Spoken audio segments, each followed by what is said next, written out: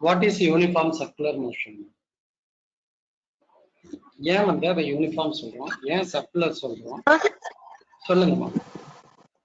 Sir, object which moves in circular path at constant speed causes uniform circular motion. ஓகேங்கம்மா. Constant ஸ்பீடுன்றது angular speed தானேங்கம்மா? Yes sir. சரிங்கம்மா. அப்ப வந்து நமக்கு ஆங்குலர் வெலாசிட்டி அதுல எப்படிங்கம்மா இருக்கும் இந்த மோஷன்ல? Angular velocity இருக்காது sir, linear velocity தான sir. Okay, correct, very good. அதாங்கம்மா, அதுக்காக தான் நான் அந்த மாதிரி கேட்டேன். So no angular velocity, angular speed வந்து இஸ் கான்ஸ்டன்ட். அதுல வந்து லீனியர் வெலாசிட்டி மட்டும் சேஞ்ச் ஆகும், ஒவ்வொரு மொமெண்ட்லயும் வந்து சேஞ்ச் ஆகும். சரிங்கம்மா. இப்ப இது யூனிஃபார்ம் சர்க்குலர் மோஷன் சொல்றீங்க, யூனிஃபார்மா ஆங்குலர் ஸ்பீட் இருக்குன்றீங்க. அப்ப அதுல வந்து கண்டிப்பா ஆக்சலரேஷன் வந்து 0 தானே இருக்கணும், ஏன்னா there is no change in speed. அப்ப ஆக்சலரேஷன் வந்து 0 தானே இருக்கணும். ஆனா இங்க வந்து ஆக்சலரேஷன் இருக்கு. சொல்லுங்க. ஏன்னா acceleration வந்து magnitudeல சேஞ்ச் ஆகுறதுனால, சாரி velocity வந்து magnitudeல சேஞ்ச் ஆகுறதுனால acceleration இருக்கும் sir. சாரி sir, velocity வந்து directionல சேஞ்ச் ஆகுறதுனால magnitude கான்ஸ்டன்ட்டா இருந்தாலும் directionனால velocity இருக்கும். வெரி குட்ங்கம்மா, வெரி குட்ங்கம்மா. ஸோ இப்போ நம்ம வந்து என்ன கன்க்ளூட் பண்றோம் அப்படின்னீங்கன்னா, ஒரு யூனிஃபார்ம் சர்க்குலர் மோஷன் அப்படின்னு நம்ம வந்து எடுத்துக்கிட்டோம்னா, அதை நம்ம வந்து இப்படி கூட நம்ம வந்து எடுத்துக்கலாம்.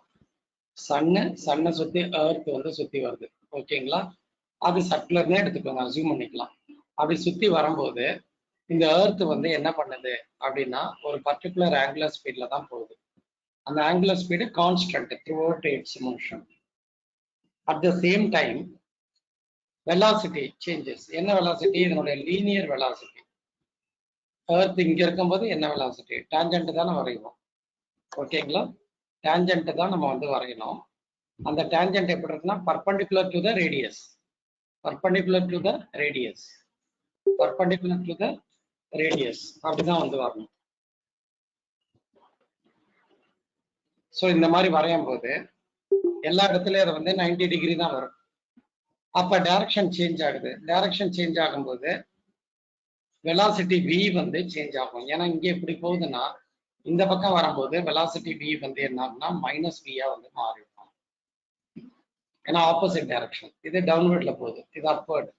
அப்போ y ஆக்சிஸ் எடுத்துக்கிட்டா மேல போனா பாசிட்டிவ், கீழே வந்தா நெகட்டிவ், அவ்வளவுதான். கரெக்டுங்களா? ஸோ அந்த மாதிரி நம்ம வந்து இருக்கோம். அதனால சேஞ்ச் இன் டைரக்ஷன் வர்றதுனால வெலாசிட்டி சேஞ்ச் ஆகுதுன்னா, வெலாசிட்டி சேஞ்ச் ஆச்சுன்னா கண்டிப்பாக நமக்கு ஆக்சலரேஷன் உண்டு. கரெக்ட்? ஸோ இந்த ஆக்சலரேஷன் வந்து நம்ம என்ன சொல்றோம்னா ஆல்பான்னு சொல்லுவோம், ஆங்குலர் ஆக்சலரேஷன். அதை ஒமேகா டேர்ம்லயே வச்சு நம்ம வந்து சொல்லலாம். ஒமேகான்றது ஆங்குலர் ஸ்பீட், டைம் அதே தான் இருக்குது. அதனால இது வந்து லீனியர் ஆக்சலரேஷன், இது angular acceleration. Linear velocity, angular speed, ஓகேங்களா?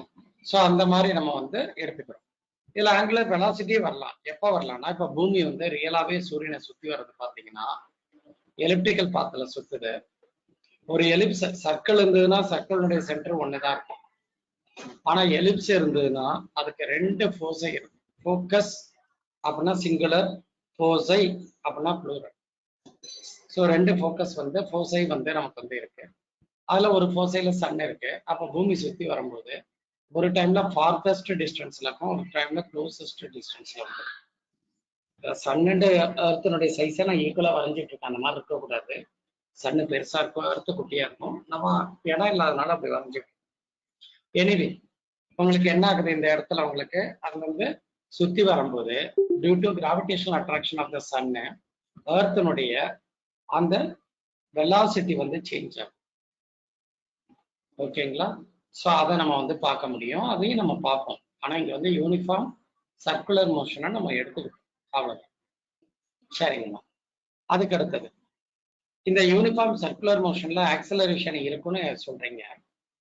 அந்த ஆக்சலரேஷனுடைய டைரக்ஷன் வந்து எப்படி இருக்கு? Towards the radius. Correct. Towards the center. Angular acceleration is always towards the center.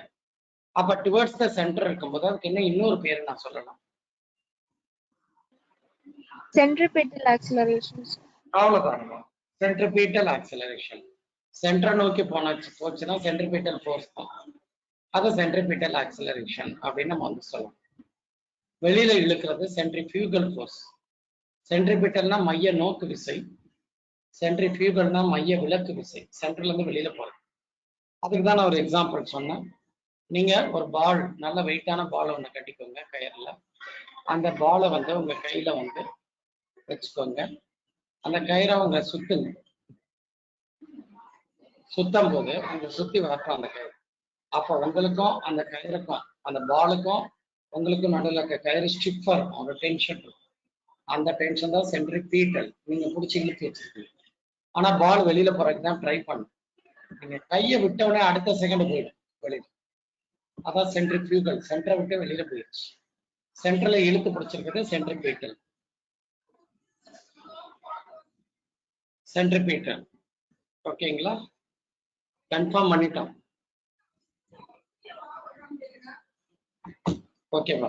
So அதனால நம்ம அது வந்து அது வந்து இருக்குமா, இங்க டுவர்ட்ஸ் த சென்டர் தான் நமக்கு வந்து இருக்கும். ஓகேங்களா?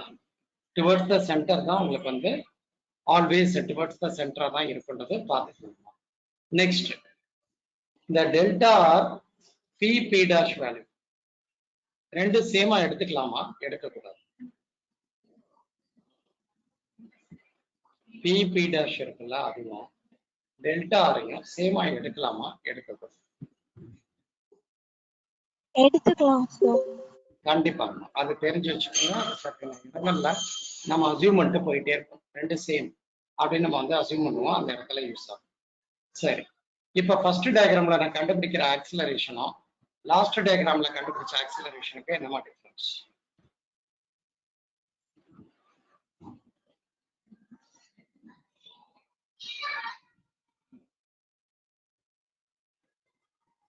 ரெண்டுமே ஆங்குலர் ஆக்சிலரேஷன் தான்.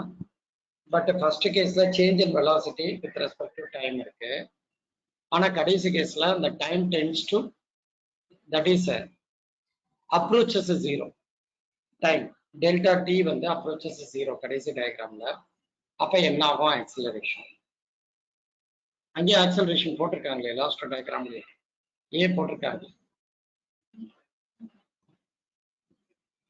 பரவாயில்லைங்கம்மா, மற்றவங்களும் சொல்லலாமா, ஒருத்தவங்கள்ட்ட நான் கேட்கற கிடையாது, சொல்லுங்கம்மான்றது எல்லாருக்கும் காமனா தான் நான் சொல்றேன். அதனால மற்றவங்களும் ஆன்சர் இருக்கு அப்படின்னீங்கன்னா சொல்லிடலாம், no issue.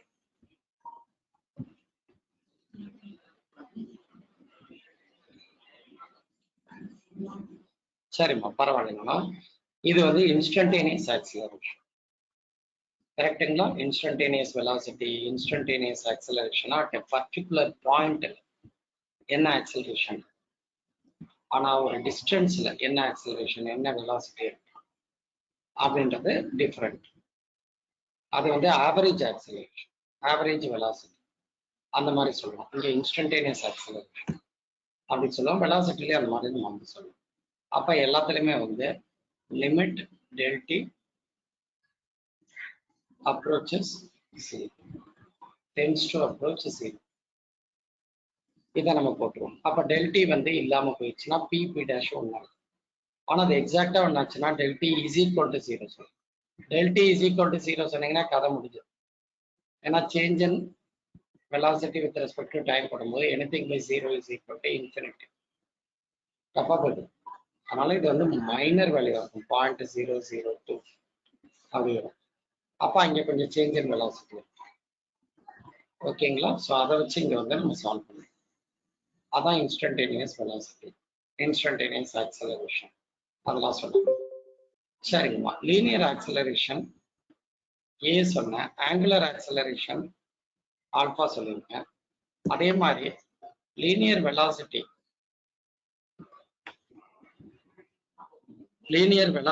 Sorry, linear acceleration, angular acceleration, பிளேன்லயே இதே ஆக்சிலரேஷன் தான் போடுவோம், ஏ தான் போடுவோம். அதே மாதிரி ஆங்குலர் ஸ்பீட், லீனியர் வெலாசிட்டி, இவங்களுக்குள்ள ரிலேஷன் சொல்லணும்.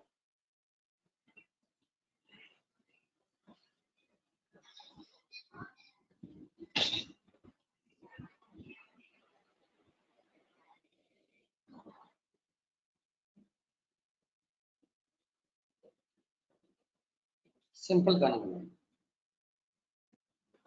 Sir, சொல்லுங்கம்மா.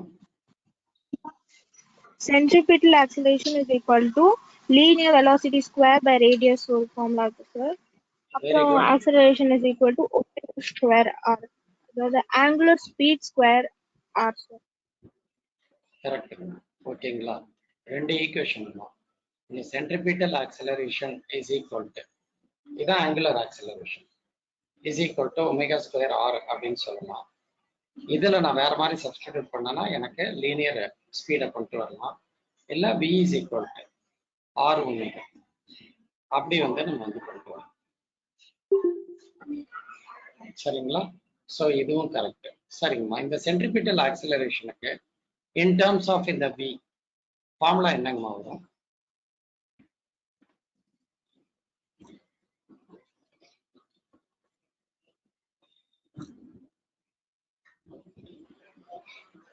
AC is equal to v square by r sir. அவ்வளவுதான். சரிங்களா? AC is equal to v square by r. இந்த ஃபார்முலா தெரியும். சரி, அதுக்கு அடுத்தது நம்ம வந்து ஃப்ரீக்வன்சி அப்படின்ற ஒரு கான்செப்டை இன்ட்ரடியூஸ் பண்றோம். அந்த ஃப்ரீக்வன்சி வந்து எங்க போனாலும் சரி, எலக்ட்ரிசிட்டியில போனாலும் எதுல போனாலும் சரி, 1/t தான். டைம்னுடைய இன்வர்ஸ் தான் ஃப்ரீக்வன்சி. டீப்பா டிஸ்கஸ் பண்ணும்போது நான் சொல்றேன். இப்போதைக்கு நியூஸ் ஈக்குவல் டு 1/t. சரிங்களா? அதான் ஃப்ரீக்வன்சி அப்படின்னு நம்ம வந்து எடுத்துக்கோம். ஸோ அப்போ அந்த ஃப்ரீக்வன்சி எல்லாம் கொடுத்தா இந்த ஃபார்முலா எல்லாம் எப்படிமா மாறும்? ஒமேகாக்கு என்ன, விக்கு என்ன, ஆக்சலரேஷனுக்கு என்ன,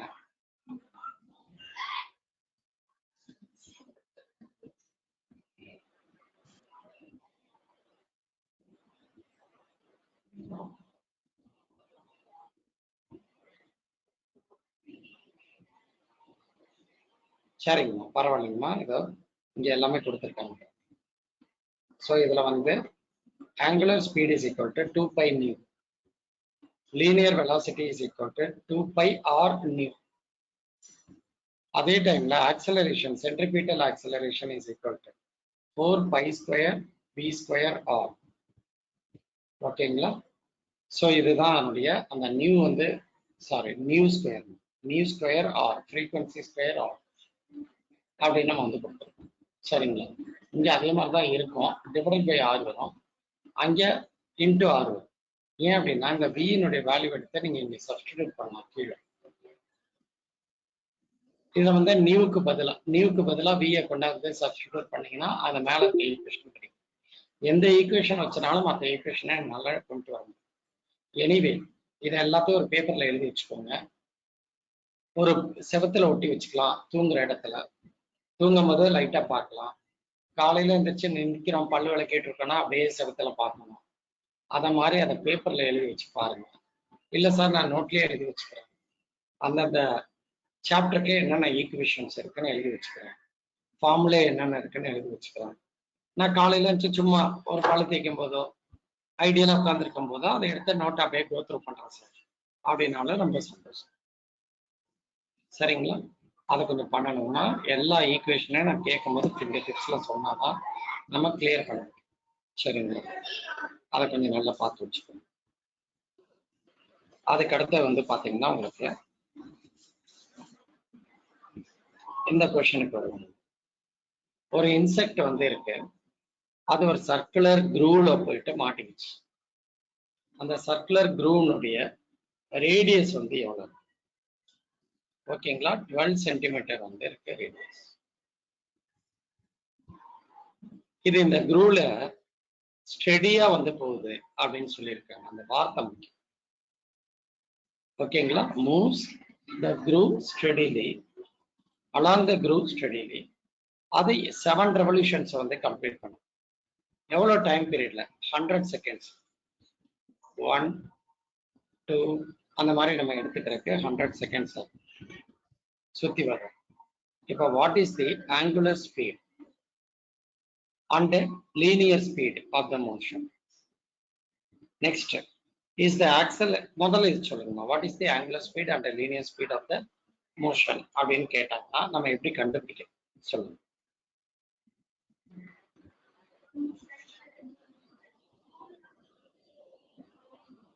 ரெவல்யூஷன்ஸை 1 செகண்ட்ல முடிச்சா அதுக்கு பேர் வந்து ஃப்ரீக்வன்சி. நான் அதை தான் சொன்னேன், மக்கப் பண்ணிக்கோங்க, அப்புறம் நம்ம பார்த்துக்கலான்ட்டு. Nu is equal to 1/t. So அதை போட்டுக்கிறோம். இது வந்து ஒரு பிளே கிரவுண்ட்ல ஒரு பிளேயர் ஓடுறதாவே வச்சுக்கோங்க. 2 பிளேயர் இருக்கிறாங்க, ஒருத்தர் ரொம்ப மெதுவா ஓடுறாரு. அவர் வந்து என்ன பண்றாருன்னா 1 hourல 5 ரெவல்யூஷன்ஸ் தான் முடிச்சிருக்கிறாரு 1 hourல. அதுவே இன்னொருத்தர் இருக்கிறாரு, அவர் வந்து 10 ரெவல்யூஷன்ஸ் வந்து முடிச்சிருக்காரு. ஓகேங்களா, 1 hour. அப்ப நீங்க ஒரு இடத்துல உட்காந்து பாக்குறீங்க, 2 பிளேயரையும் ஒரு இடத்துல உட்காந்து பாக்குறீங்க கிரவுண்ட்ல. அவர் சுத்திட்டு வரும்போது உங்ககிட்ட வந்துட்டு போவாங்க. அப்படி வந்துட்டு போகும்போது ஒருத்தர் 10 டைம்ஸ் வந்துட்டு போயிடுவார். இங்க இருந்து ஸ்டார்ட் பண்றதா இருந்துச்சுன்னா 1 2 3 அப்படின்னு 10 டைம்ஸ் வருவார். இன்னொருத்தர் 5 டைம்ஸ் தான் வரும். அப்ப நான் சொல்றேன், இதனுடைய ஃப்ரீக்வன்சி அதிகமா இருக்கும். ஒரு ஊருக்கு பஸ் வருது, 10 தடவை ஒரு பஸ் வந்து போயிட்டு இருக்கு ஒரு நாளைக்கு. ஒரு பஸ் 5 தடவை தான் வருது. அப்ப எந்த பஸ் ஃப்ரீக்வன்சி அதிகம்? 10 தடவை வர்றதுதான். கரெக்டுங்களா? ஸோ அதுதான் இங்க ஃப்ரீக்வன்சின்னு நம்ம சொல்றோம். அந்த ஃப்ரீக்வன்சியை நம்ம கண்டுபிடிச்சிக்கலாம். அதை வச்சு நம்ம வந்து ஒமேகா வேல்யூ, அதாவது ஆங்குலர் ஸ்பீடை கண்டுபிடிக்கலாம், லீனியர் ஸ்பீட் ஆர் வெலாசிட்டியை கண்டுபிடிக்கலாம். இதவே வந்து ஃபார்முலா நான் உட்காந்து நியூ முதல்ல கண்டுபிடிச்சு அடுத்து ஒமேகா கண்டுபிடிக்கிறதுக்கு பதிலா omega is equal to omega சரியா நான் சிம்பிள் போடல, 2π, நியூக்கு என்ன ஃபார்முலா 1/t. ஓகேங்களா, 1/t அப்படின்னு போட்டுக்கலாம். அது மாதிரி இங்கேயும் 1/t போடலாம், இங்கேயும் 1/t² போட்டுக்கலாம். அப்ப இந்த ஃபார்முலாவை தான் நம்ம யூஸ் பண்ண போறோம். ரொம்ப சிம்பிள் தான், நம்ம ப்ராப்ளம் புரிஞ்சுக்கிட்டா சரி. ஸோ இதுல omega is equal to 2π/t போட்டோம். அதுக்கடுத்த லீனியர் ஸ்பீடுன்னு பார்த்தீங்கன்னா ஒமேகா இன்ட்டு ஆர் தான். ஸோ நமக்கு என்னென்ன வேல்யூ கொடுத்துருக்குறாங்க? ஒமேகா நம்ம கண்டுபிடிச்சிட்டோம், ஆர் வந்து இருக்கு. ஆர் வந்து ரேடியஸ் 12 சென்டிமீட்டர்ஸ். ஒமேகா இப்பதான் கண்டுபிடிச்சோம், போட்டு கண்டுபிடிச்சாச்சு.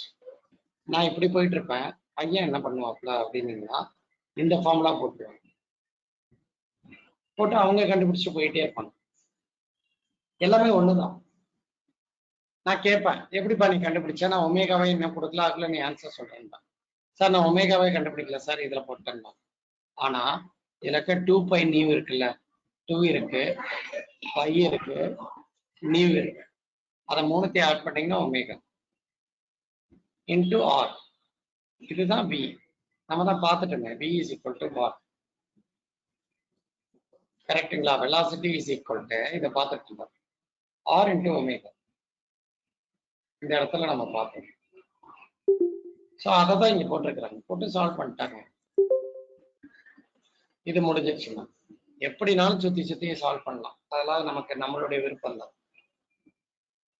நெக்ஸ்ட் வந்து பாத்தீங்கன்னா செகண்ட் கொஸ்டின் வந்து, is the acceleration vector a constant vector? What is its magnitude? அப்படின்னு வந்து கேட்டிருக்கிறாங்க. இதுல சர்க்குலர் மோஷன்ல வருது, அது எப்படி வந்து சுத்தி வருது அப்படின்னா யூனிஃபார்மா சுத்தி வருது. அது எப்படி சார் நீங்க யூனிஃபார்ம் சர்க்குலர் மோஷன் சொல்றீங்க? இங்க கொடுக்கவே ஸ்டெடிலின்னு கொடுத்துருக்காங்களா? அப்ப ஸ்டெடியா 7 ரெவல்யூஷன்ஸ் 100 செகண்ட்ஸ். அப்ப ஒரு ரெவல்யூஷனுக்கு எவ்வளவு செகண்ட் எடுத்துச்சுன்னா கான்ஸ்டன்டா இருக்கும். ஃபர்ஸ்ட் வேகமா ஓட்டிட்டு அப்புறம் ஸ்லோவா ஓடுறதுல 7 ரெவல்யூஷனுக்கு இந்த 100 செகண்ட்ஸ் பிரிச்சுக்கணும். ஸோ அந்த மாதிரி வந்து ஸ்டெடியா போகுதுன்னு சொன்னதுனால இது வந்து யூனிஃபார்ம் ஆக்சிலரேஷன். ஓகேங்களா? ஸோ அந்த யூனிஃபார்ம் ஆக்சிலரேஷன் வந்து சாரி யூனிஃபார்ம் மோஷன். ஸ்டெடியா போகுதுன்னா யூனிஃபார்ம் மோஷன். ஸோ அந்த யூனிஃபார்ம் மோஷன் இருந்ததுன்னா ஆக்சிலரேஷன் இருக்கக்கூடாது. பட் இங்க வந்து சென்ட்ரிபீட்டல் ஆக்சிலரேஷன் வந்து, அந்த சென்ட்ரிபீட்டல் ஆக்சிலரேஷன் வந்து always Poynting towards the centre தான் நான் சொல்லியிருக்கேன். அப்ப இது சென்டர் நோக்கி இருக்கு, சென்டர் நோக்கி இருக்கு அப்படின்னும் போது அந்த சென்ட்ரிபீட்டல் ஆக்சிலரேஷன் அப்படின்றது ஒரு வெக்டார் குவான்டிட்டி. டைரக்ஷனை நான் மென்ஷன் பண்ணிருக்கேன். ஸோ அந்த வெக்டார் குவான்டிட்டி வந்து கான்ஸ்டன்ட் வெக்டாரா, அதான் இங்க கொஸ்டின். அதுக்கப்புறம் அதனுடைய மேக்னிடியூடு கேட்டிருக்கோம். ரொம்ப சிம்பிள் தானே, ஏசிக்கு ஃபார்முலா தெரியும். ஸோ அந்த ஃபார்முலாவை எடுத்து நம்ம சப்ஸ்டிடியூட் பண்ண வேண்டும். சரிங்களா? ஸோ அப்படி நம்ம சப்ஸ்டிடியூட் பண்ணும்போது நமக்கு ஆன்சர் வந்து கிடைச்சிடும். அதை எப்படி சப்ஸ்டிடியூட் பண்ணலாம்?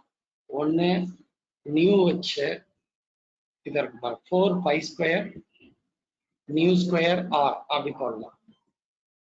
அல்லது இங்க இருக்கு பாருங்க 2π நியூ அப்படின்றது என்னது உங்களுக்கு? ஓகேங்களா? 2π நியூ அப்படின்றத நீங்க எடுத்துக்கிட்டீங்கன்னா உங்களுக்கு வந்து அது ஒமேகா. அப்போ ஒமேகா ஸ்கொயர் நீங்க வந்து கொண்டு வரணும். ஒமேகா ஸ்கொயர் இன்ட்டு ஆர்ன்னு சொல்லலாம். நல்லா புரிஞ்சுக்கணும்னா இதுல வந்து பாத்தீங்கன்னா 4 இருக்கா, அதை நான் 2 வச்சுக்கிறேன். பை இருக்கா, அதை அப்படியே போட்டுக்கிறேன். நியூ இருக்கா, அதை அப்படியே போட்டேன். இது என்னது? இந்த வேல்யூ.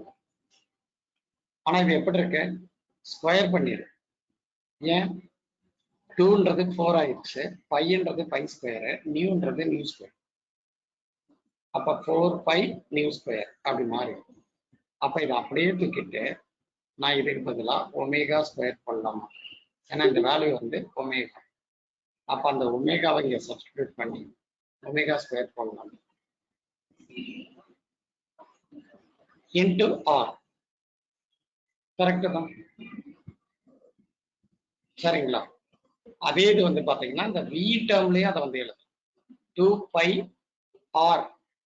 ஸோ இதை வந்து நான் எப்படி எழுதுறேன்னா 2π ஆர் நியூ அப்படி போடுறேன் ஃபர்ஸ்ட். மீதி என்ன இருக்கும்? இன்னொரு 2π நியூ வந்து இதுல இந்த 2π ஆர் நியூன்றது வந்து வி அப்படின்னு நான் வந்து எடுத்துக்கிட்டேன். அப்படின்னீங்கன்னா இந்த 2π நியூன்றது ஒமேகா. இப்படியே நம்ம சால்வ் பண்ணலாம். எப்படியோ இந்த ஃபார்முலாவை மாத்தி மாத்தி மாத்தி மாத்தி நம்ம வந்து எழுதிக்கலாம். ஸோ அவங்க என்ன பண்ணியிருக்காங்கன்னா சிம்பிளா கொண்டு வந்துட்டாங்க. ஒமேகா ஸ்கொயர் இன்ட்டு ஆர், அதில் சப்ஸ்டிடியூட் பண்ண இது வந்து கிடைச்சிருச்சு. இதுதான் மேக்னிடியூட். சரி, இதுல வந்து இது வந்து கான்ஸ்டன்டா, இந்த வெக்டார் வந்து ஆக்சிலரேஷன் அப்படின்ற வெக்டார் வந்து கான்ஸ்டன்டா. அது கான்ஸ்டன்ட் வெக்டார் கிடையாது. ஏன் கான்ஸ்டன்ட் வெக்டார் கிடையாது? கான்ஸ்டன்ட்னா மேக்னிடியூடும் டைரக்ஷனும் ஆல்வேஸ் கான்ஸ்டன்டா, இனிஷியலாகவும் ஃபைனலாகவும் கான்ஸ்டன்டா இருக்கும். ஆனா இங்க மேக்னிடியூடு கான்ஸ்டன்டா இருக்கும் ஆக்சிலரேஷனுக்கு, டைரக்ஷன் மட்டும் மாறும். Centripetal acceleration. So towards the center, towards the center, towards the center, towards the center, towards the center. எல்லாம் கரெக்ட். அப்ப இது மேக்னிடியூடு சேமா தான் இருக்கு. ஆனா டைரக்ஷன் மாறும்போது acceleration is not a constant. ஓகேங்களா? ஸோ அது முக்கியம். கான்ஸ்டன்ட் வெக்டார்னா இப்போ வந்து 5i அப்படின்னு சொன்னா கடைசியில் 5i தான். ஆனா இங்க 5i இருக்கு, பட் அது வந்து ஜேவா மாறும்.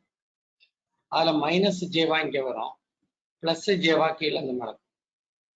மைனஸ் ஐயா இங்க இருக்கும், பிளஸ் ஐயா இங்க இருந்து. கோஆர்டினேட் நம்ம போடும்போது அதுல எந்த பக்கம் மைனஸ், எந்த பக்கம் பிளஸ், எந்த பக்கம் ஒய்ல பிளஸ், ஒய்ல மைனஸ், அப்படி நம்ம சால்வ் பண்ணணும். அதனால இது கான்ஸ்டன்ட் கிடையாது. அப்ப இதை தனியா வேற ஒரு ப்ராப்ளம்லயே கேட்கலாம். சென்ட்ரிபீட்டல் ஆக்சிலரேஷன் அது வந்து கான்ஸ்டன்டா இல்லையா அப்படின்றத கேட்கறதுக்கு வாய்ப்பு இருக்கு. கான்ஸ்டன்ட் கிடையாது, கண்டினியூஸா சேஞ்ச் ஆகிட்டே இருக்கு. சரிங்களா? That's all. ஏதாச்சும் டவுட் இருந்தா கேட்கலாம், இல்லை நம்ம அடுத்த சாப்டர் வந்து நம்ம